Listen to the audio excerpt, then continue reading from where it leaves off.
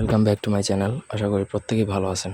তো আজ আমি আপনাদেরকে অঙ্গফুলা বান একটা দিব। অঙ্গফুলা বান বলতে কি, আপনি যার উপর এই বানটা প্রয়োগ করবেন তার শরীর ফুলে যাবে, তার যে কোনো অঙ্গ ফুলে যাবে, বা যেই অঙ্গের উপর বানটা প্রয়োগ করবেন সেই অঙ্গ বা শরীর ফুলে যাবে। এতে শরীরের পীড়া, শত্রুর শরীরে পীড়া হবে স্বাভাবিক।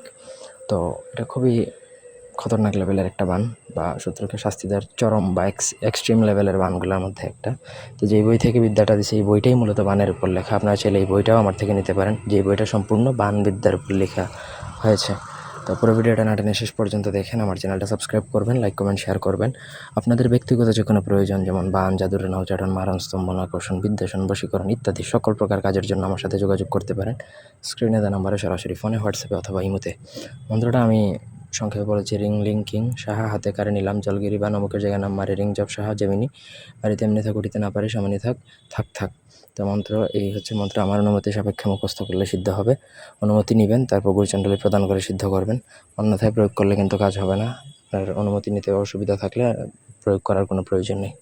এনিওয়ে, তারপর হচ্ছে 1 ঘটি জল নিয়ে শত্রুর ছবি সাদা কাগজে লাল কালি দিয়ে আঁকবেন। মানে যেরকমই হোক, একটা মূর্তির মতো আঁকলেন, আপনি শত্রুর ছবি সামনে রেখে একটা লাল কালি দিয়ে আঁকলেন। এবং 1 ঘটি জল নেবেন, সাথে ঘটির জল কিন্তু হবে, বদনা মগ এইসব না। ঘটি কিনে আনবেন, সেই ঘটিতে জল নেবেন। এবং কালি হিসাবে লাল কালির জায়গায় যদি আপনি জাফরান বা কুমকুম ব্যবহার করতে পারেন, এটা আরও ভালো হয়। তো শত্রুর ছবি আঁকার পরে ওই ছবিতে একবার মন্ত্র পড়ে একবার ফু দিবেন, আর একটু করে পানি ছিটাবেন। এবার 3বার মন্ত্র করে 3বার ফিটাবেন।